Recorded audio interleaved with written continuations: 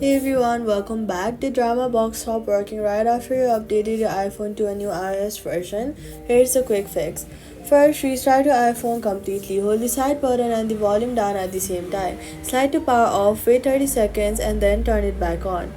iOS updates create temporary conflicts with streaming apps like DramaBox, and a full restart clears most of these right away.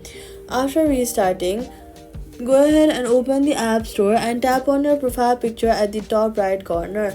Scroll down and look for DramaBox in the list of available updates since developers typically push iOS compatibility patches quickly after major Apple releases. Tap update immediately if one is showing. If there is no update yet and DramaBox is still broken, go to your settings, then go to general, then go to iPhone storage, find DramaBox in the list of apps, tap on it and then tap offload app.